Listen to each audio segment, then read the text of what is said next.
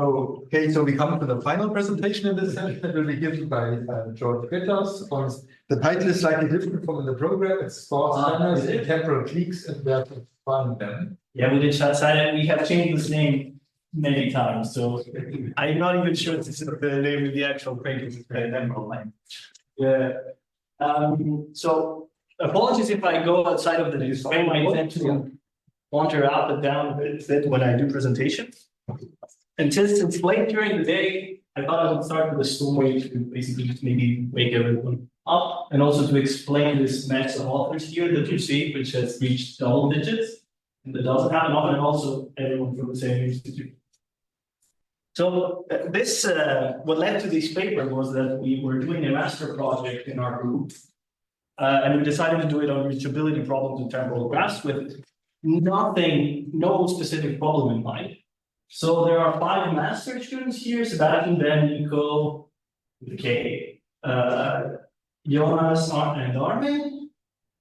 And I was giving them open problems from papers on temporal graphs, and they were coming back to me either with, yeah, this is NP hard, or yeah, you can solve this, but this is quite trivial or doesn't need too many things. So they were getting frustrated, and I was also getting frustrated. So I decided to give them a problem that is not about NP hardness at all, as you've seen throughout most of the talks today, but it's just an existence problem that asks whether temporal cliques have sparse spanners. So I was very lucky to work with these 5.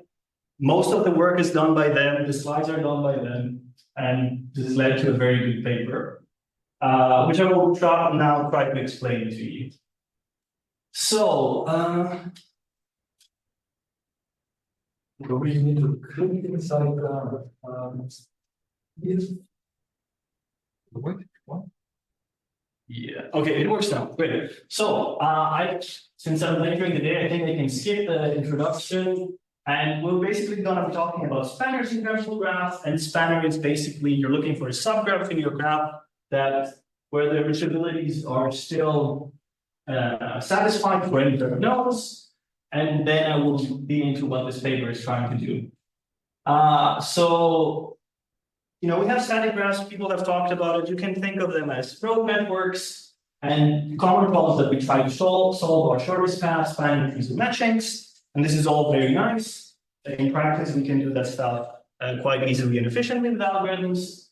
But unfortunately, road networks and other things, like if you take social networks, or if this is the picture of the S-common network of Berlin, where you basically have trains going around. I think it's more than the S-common, but that's fine. And these change over time, right? Like if you go to a station, yes, there is a connection to where you want to go, but it's not available always. Like the train is not waiting for you to get there to start. You need to go at a specific time. So the availability of the edge changes. So all of these changes you can classify as dynamic graphs, but in this workshop, we focus on temporal graphs. So basically, the future in advance. So nothing abrupt is happening. Everything that will happen in your network, the availabilities, everything. So the classical problems I talked about before, like shortest paths, matchings, and then spanners, they're quite easy in the static setting, but once you move to temporal graphs, it's quite hard.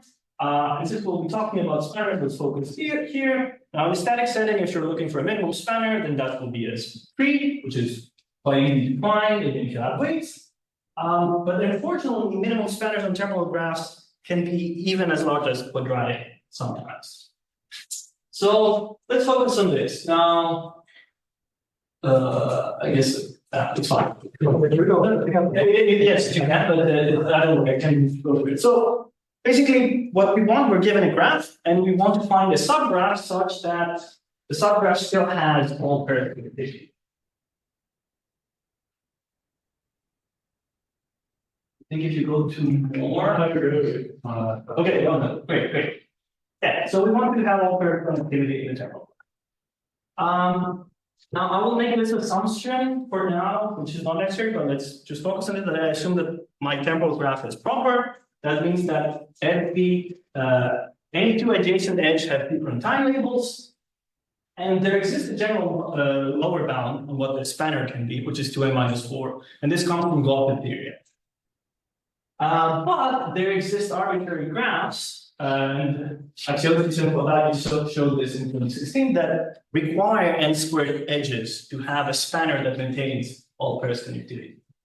Now, I don't have it here, but I should say that this problem was actually introduced in the probably first Temporal graphs paper by Kempe et al., where they were actually conjectured this, like they asked, does there exist a graph that has a quadratic number of edges that are needed to have a spanner? And Axiology answered this in 2016. Now, this talks about arbitrary graphs. If we focus on temporal clicks, then this is actually not true anymore. And Skretas out in 2019 showed that any kind of temporal click has an n log n spanner. And no one has ever found any kind of spanner by running experiments or drawing on the whiteboard, any kind of graph that where its minimum spanner was greater than 2n minus 3. So as far as I know, all of the minimum spanners are either 2n minus 3 or 2n minus 4. And believe me, we've run a lot of experiments on this to try and see whether we can find some counterexample. Now, something I think I've skipped and I shouldn't have is, while we're looking for minimum spanner, I should give some motivation here. What I like to think is that strikes in transportation networks are very common nowadays, at least in Germany, where I am right now. And when strikes happen, usually the whole transportation network doesn't paralyze, but at least Deutsche Bahn tries to maintain a very minimal network of schedules that are still running, so that if you want to go from some place to some other, you can still go. It might take you 3 hours, but you can still do it. So this is where the motivation for this problem can come if you're curious about that. So now, as you can see, the upper bound here says that yes, an n log n spanner always exists on temporal clicks, and we have never found anything that is larger than 2n minus 3, so there is a very significant gap here. Not just for constants, right? Even asymptotically, there's quite a bit different. So what we try to do is to find theta of n size spanners for temporal clicks, or to basically answer that no, there exists some graph that has the omega n log n spanner. Spoiler alert, we did not manage to answer the question, but we did make some progress. So the assumptions we're going to make, I will talk a little about spanners, what has been done a bit in the past is all pairs connectivity in temporal clicks now. So I'll be talking only about temporal clicks. So keep that in mind when I say general graphs, I still mean temporal clicks. And by general, I mean that the distribution of the edges or the permutation of the edges of the labels is different. Also assume that each edge has one unique time step. This is a safe assumption we can make for now. So trust me on this. Now, this problem has been studied on a randomized setting where Skretas found out that if you have a temporal click where the labels are distributed randomly via some distribution, you have a linear spanner asymptotically almost surely. Now, how they went about it to show this is that if you have a graph, they use this idea of pivot vertices. So a pivot vertex is basically a vertex where by some time t, until some time t, let's go by time step 10, every node can reach that node via a path. And then from that node, after time step 10, this node can reach every other node in the graph. So these two bubble nodes here, they actually overlap. This is the whole. So you set a time that everyone reaches that vertex, and then after that time, from that vertex, you can reach everyone else. And they show that those pivot vertices exist asymptotically almost surely. Okay, so but this is nice. It shows that if you have a random distribution of the labels, you will always find this. The question is, okay, are there temporal clicks that don't have pivot vertices? And that is true. There exist such clicks. For example, here, no matter what time step you pick to reach something, and then from that something to reach everything else, you cannot find a pivot vertex. You have to do more intricate stuff to get your spanner. Yeah, so people did show that asymptotically almost surely you will find this, but this is not true for all temporal clicks. So our task now is a bit outdated. So the first contribution of this paper is to basically reduce the temporal click problem to the temporal byte-click problem. Now, Skretas et al. In their algorithm to show the n log n spanners, they use this idea to reduce the temporal click to specific temporal byte-clicks and work on these. But we specifically show that minimal spanners or minimum spanners between byte-clicks and clicks only differ by a constant factor. So you don't actually need to care about the temporal click. So if someone gives you a temporal click, you can transform it into a byte click, where you basically duplicate the nodes to create your bipartite graph, and you add all of the connections based on what you had before. And between the duplicated vertex, you just add a very, very small label.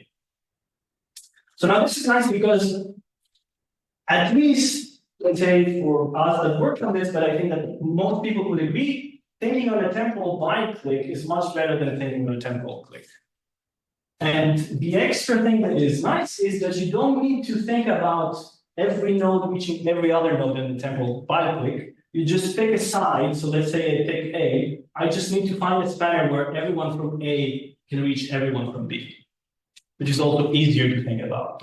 I don't need to go from A to B and from B to A. I just need to pick one side and reach the other. I will not go into details about how this works. You can read the paper or ask me offline for more details.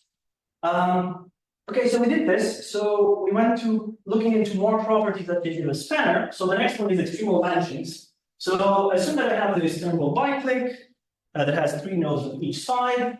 And I want everyone from A to reach everyone from B. So I have any structural properties here.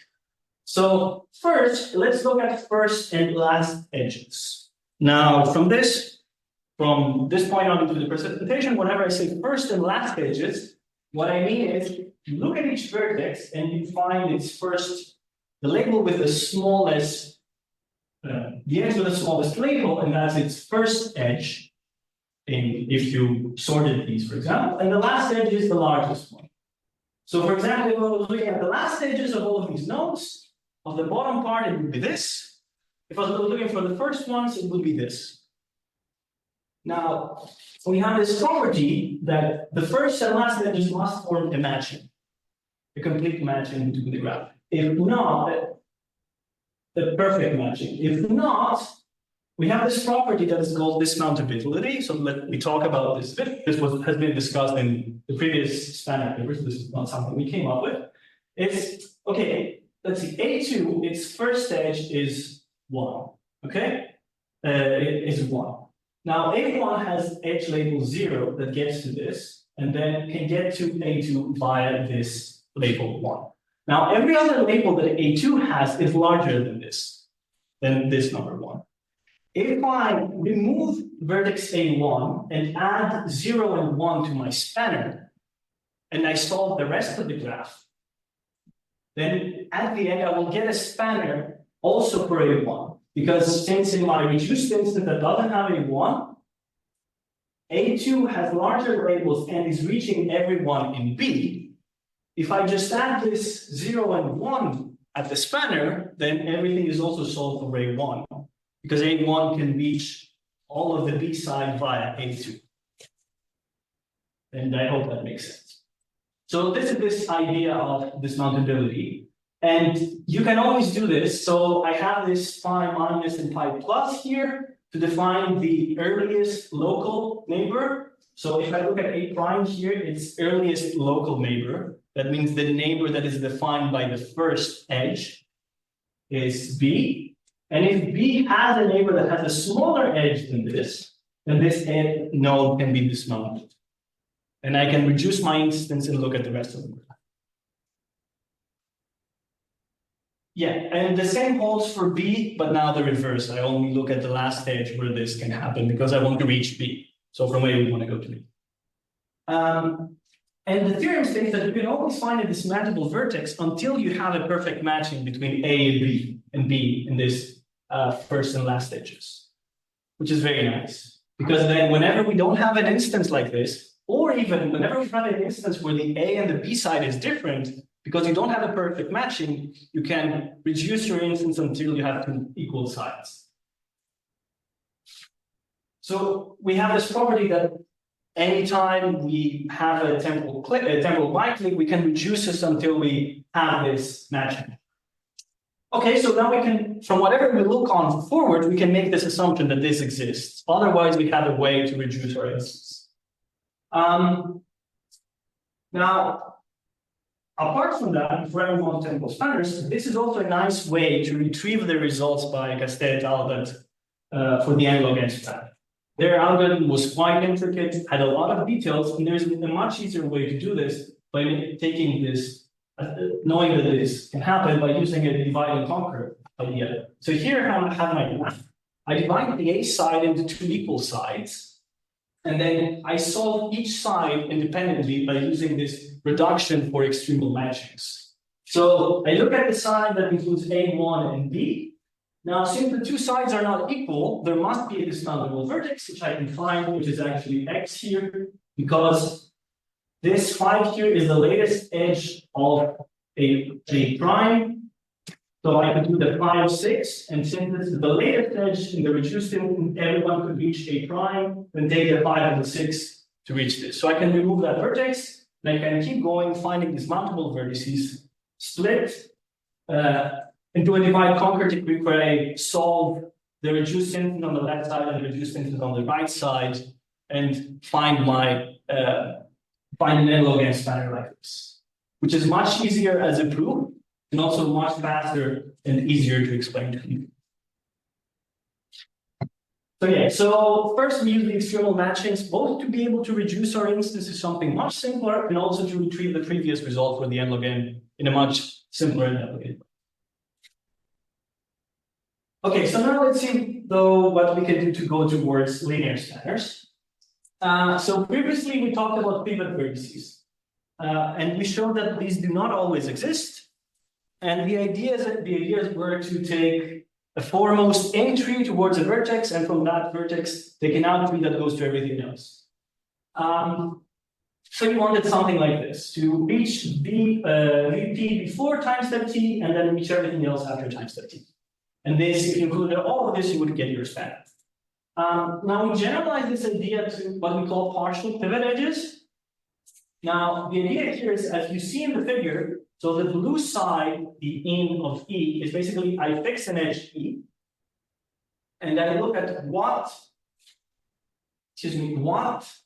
vertex can reach that node before time step E. The out E is starting from either of the endpoints of that edge, what are the nodes that I can reach afterwards? And now for each of these edges, I'm looking what is the overlap of in E and out E, right? Because if I take all of the edges that are required to create those trees here, those paths, if the overlap here is large, then I gain a lot. And what I mean by that is we have n vertices and we want to satisfy n squared connections. Now, if the size of this thing is linear, since there are n vertices in this ball that satisfy n order of n vertices that are satisfied, I'm satisfying order of n squared connections. So on average, I'm using. Wait, is this in the next slide? Yeah, okay, so I skipped ahead. So I would be satisfying, I would be using very few edges to satisfy a lot of connections. So to maybe explain this a little bit better, basically I can use a recurrence again, as I have been doing, to get my, to use my partial pivot edges to get my result. So I'll go slowly to what this function here does, or this algorithm, if you want to say. So the idea is that you partition your graph based on this in E and out E. So if you find a large overlap, you partition it like this. And you connect in E to out E using the edges that are nearly there. Now, assuming that the size of this thing is linear, you would use very few edges compared to the connection that you're satisfying. So you would use a linear number of edges to satisfy a quadratic number of connections. Again, with some in O notation. So the idea is that you find something like this. You split again your graph in a divide and conquer fashion to the parts that you are not solving that you are going to solve later. And you take the in tree and the out tree. So you need to take in plus out for the B and the A side. You take the in tree and you take the B and the A side, the out tree, minus one, because this is edges. And you add this to your spanner. And as long as you're doing this for large sizes of overlaps of in and out, and large here means order of n, if you keep doing this and reducing like that, you will use a linear number of edges to satisfy basically the whole, all of the connections. So this, whenever you have this property that in E, there's this sum edge where the overlap between the in and the out is of linear size, you can always reduce and look at the remainder of your graph. And if you can always do this, then you also get this. How much time do we have? 5 to 7 minutes. Okay, that's fine. Yeah. So we basically show that as long as you have such a partial pivot edge that has this property, you can always reduce your graph and treat the rest of your graph on its own, and you're still fine. Now, to give an idea of when these things, when the partial pivot edge exists, it's basically when you have an edge that is somewhere in the middle of time. Like when you, let's say that my time steps up from 1 to 100, and I have an edge that is 50 here, then everything can reach it and then go out the other side. But it's even more restrictive, so we call it steep because the change in the ordering from A to B is large. So if, for example, this edge here is very late in A, but very early in B, since A, this edge is late for A, you can take all of the other edges of A that A has, they would reach that node, and then this is very late, right? So there must be a lot of these. So they all come to A and they go together to B. And since for B, this edge is very early, you can take all of the edges of B to again reach a very large number of nodes. So I'm only using this edge and all of the edges of A and B to satisfy a very large amount of connections. And this is the idea here. So I talk about steepness and other forbidden structures that admit these partial pivot edges. But believe me that what you can do is, okay, you have this property now. If you find it, you can just reduce. The question is, do there exist other things that don't have this property, temporal clicks that don't have this? And the answer, unfortunately, is yes. So we still have to keep looking. So one example of things that don't have this is what we call the shifted matching graph. Again, yeah, I'm remembering the previous name, the names you keep changing. So shifted matching graph. Now this graph has this property in divide click where in each time step, the edges form a matching. And specifically, in the first time step, if you have a matching like this, then the next time step, you shift the edges once to the right. And then you shift again once to the right, and then you shift again once to the right. So this is what we call a shifted matching graph. Now, interestingly, if I look at any edge here, and I'm trying to find what is the overlap of the in and the out part of it, it's actually only one. Oops, sorry. So here you can see that if I take this edge T, okay, congrats, George, sorry.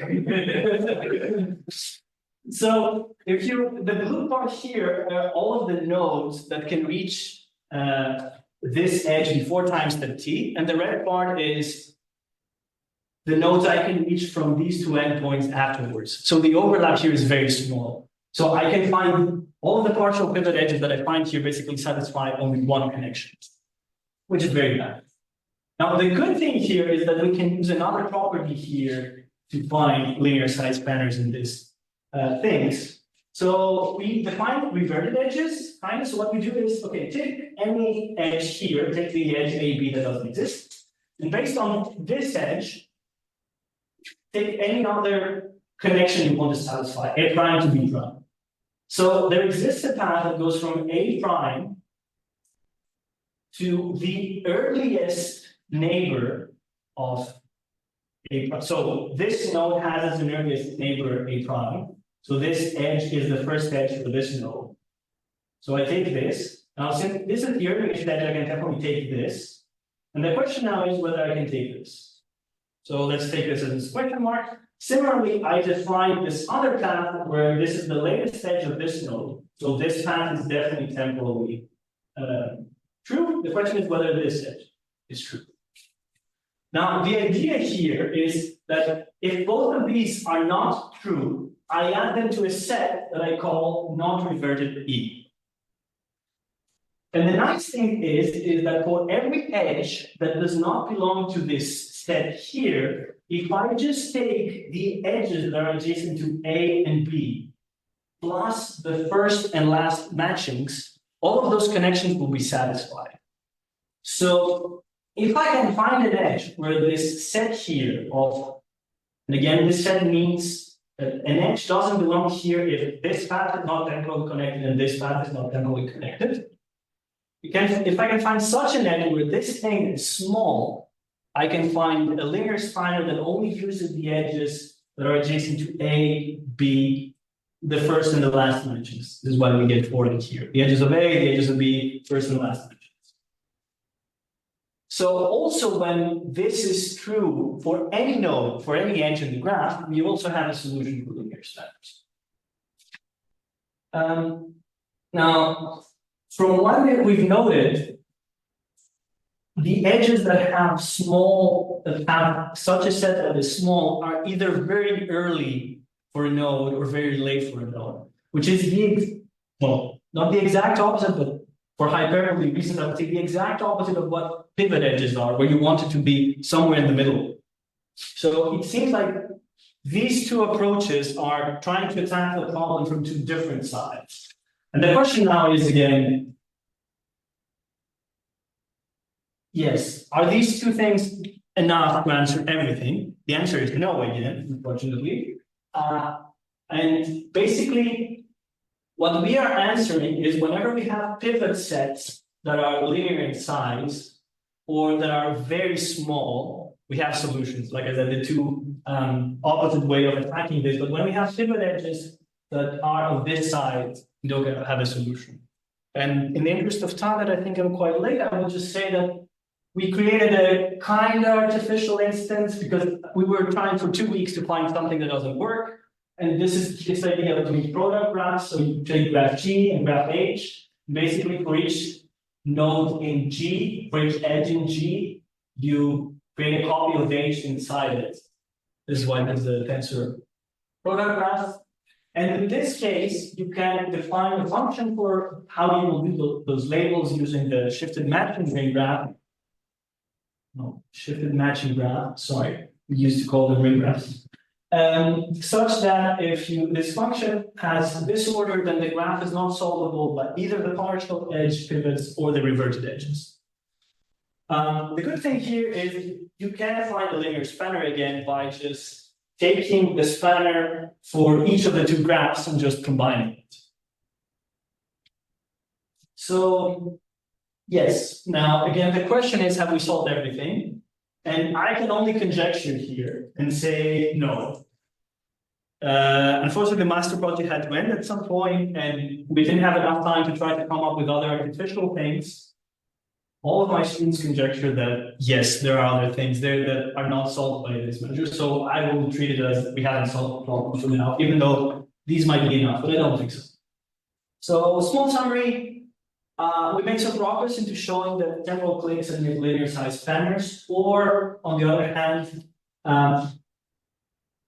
someone can take all of our forbidden structures in order to use them and construct a counterexample where a temporal clique requires an n log n spanner or larger than n.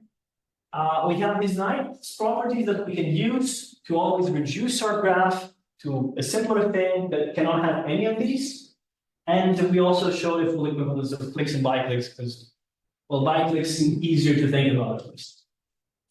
So, future work to solve this problem, there are a lot of ideas. I think the one I would first approach is, as I said, I attack this problem from two different sides, the partial pivot edges and the reverted edges, and relaxing your restrictions on what these two properties are, such that you can treat more cases and hopefully reach a point where you, no matter what you give me, I can easily use a generalization of the partial dividends or a generalization of the reverted edges.